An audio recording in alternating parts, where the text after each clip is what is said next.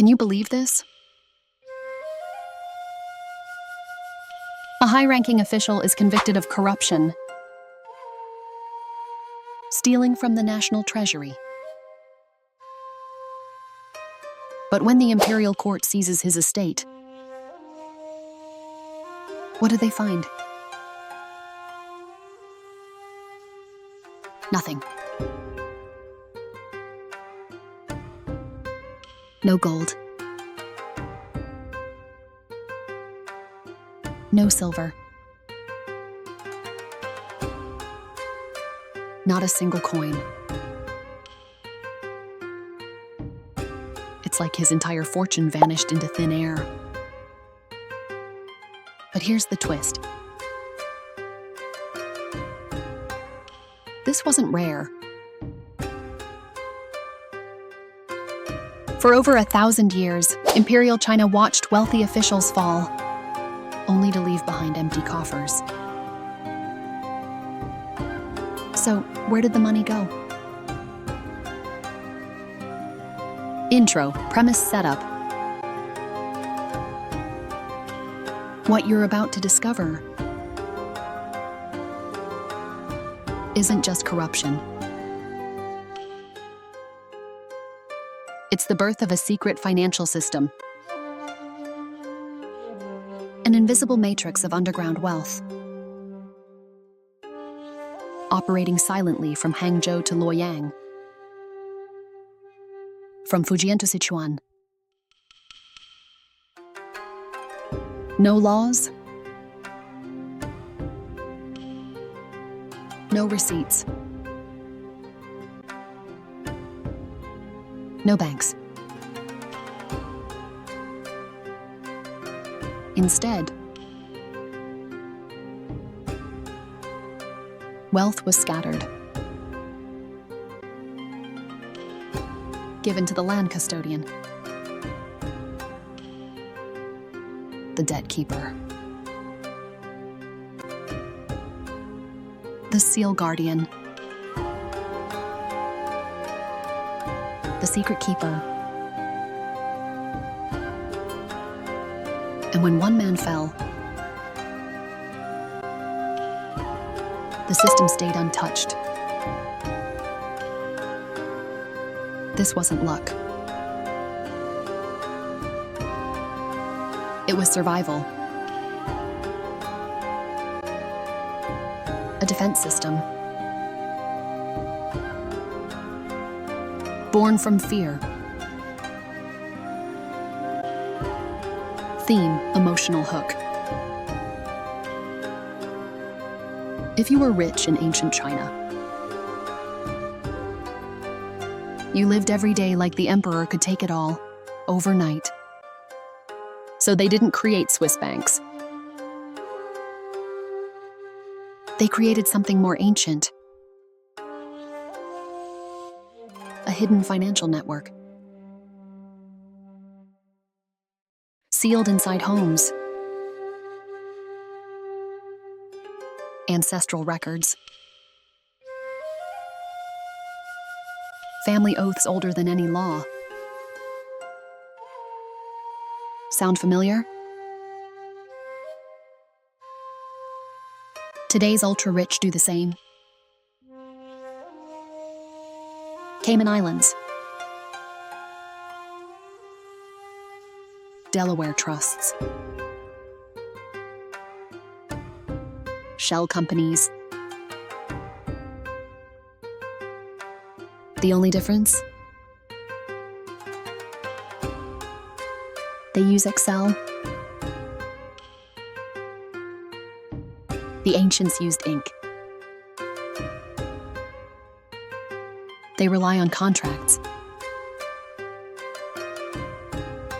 The ancients relied on honor. Chapter 1, The Missing Fortune. Let's begin with He Shen, the most corrupt official in Chinese history. He served under Emperor Qianlong in the late 1700s. His fortune? estimated to equal 15 years of the Qing Empire's national income, when Emperor Joqing purged him. Investigators rushed in. They found treasure, yes. But most of it? Gone. Why? Because it was already moved. Hidden under false names. Transferred to relatives. Turned into long-term trade assets. No vaults. No banks. Just trust. Chapter 2, The Unseen Bank. Picture this. A young merchant in Ming-era Yangzhou. He walks into a pawn shop. No gold. No collateral. Only a letter. Handwritten. From someone powerful. The pawnbroker reads it and says, 300 taels in 3 days. No contract. No witness. Why? Because that letter came from a respected clan. And their word was worth more than silver. This was chain credit.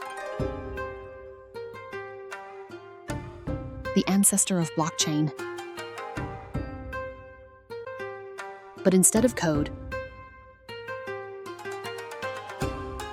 it ran on honor.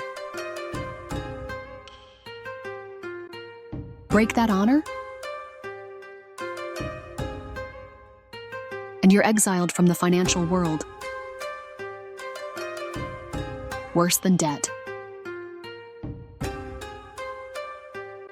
Worse than prison. Chapter 3, The Ancestral Register. In Fujian, a family home has stood for 14 generations. At its center, a rosewood chest. Inside, ink-written scrolls. Family trees. Clan rules.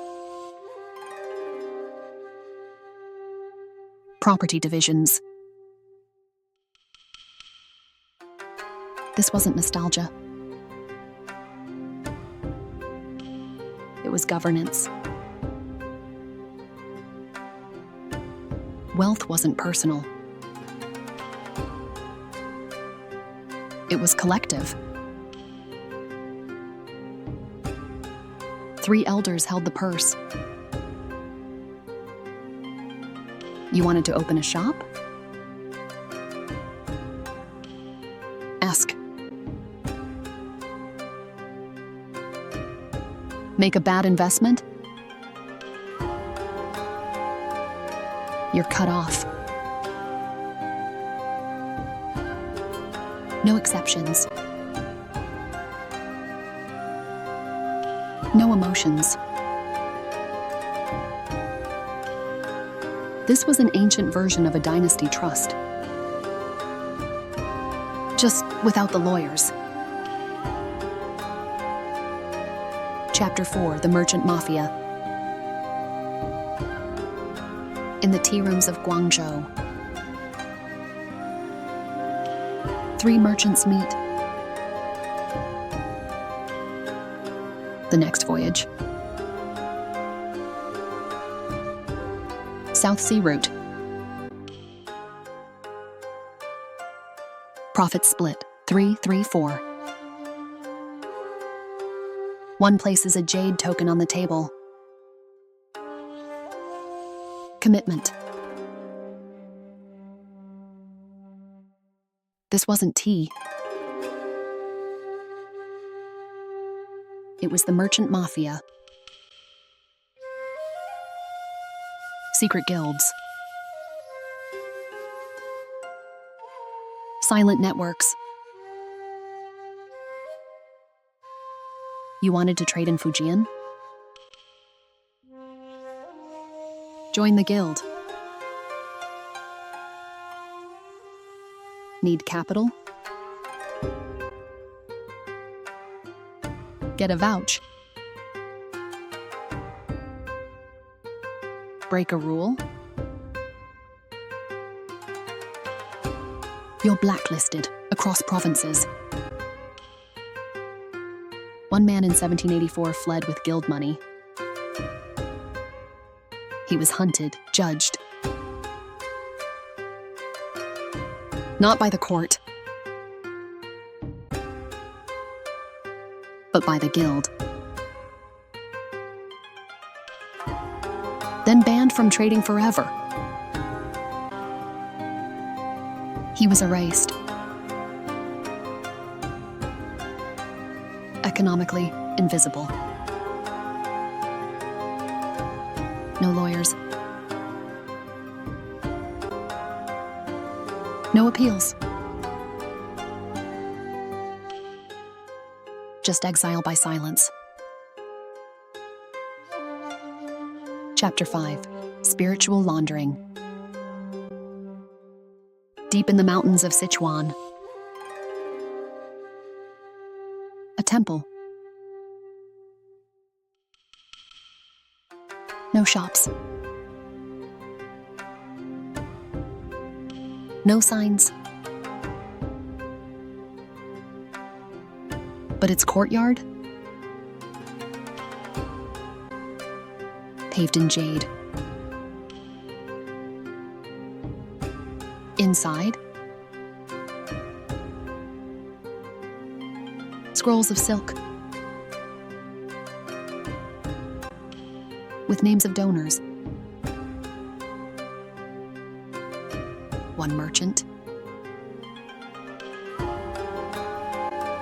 5 tons of gold. Was this devotion? No. It was protection.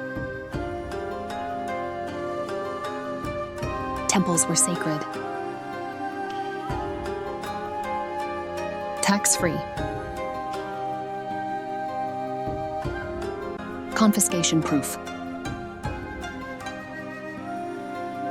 So merchants donated their fortunes, while their relatives became abbots. Behind Buddha statues, warehouses full of silver, tea, silk. This wasn't religion. It was a trust fund. With incense. Today's billionaires give to churches, museums, charities. But the game hasn't changed. The ancients just did it first. Final message, call to action. You've just seen how ancient Chinese elites protected their wealth. Through honor. Through clan. Through guild. Through faith. But this is just the beginning. In part 2, you'll discover how clans passed wealth through marriage, secret codes hidden in calligraphy, and how women became guardians of financial legacy. Don't just make money. Create a legacy. Which of these ancient strategies still survive on Wall Street today? Let us know in the comments.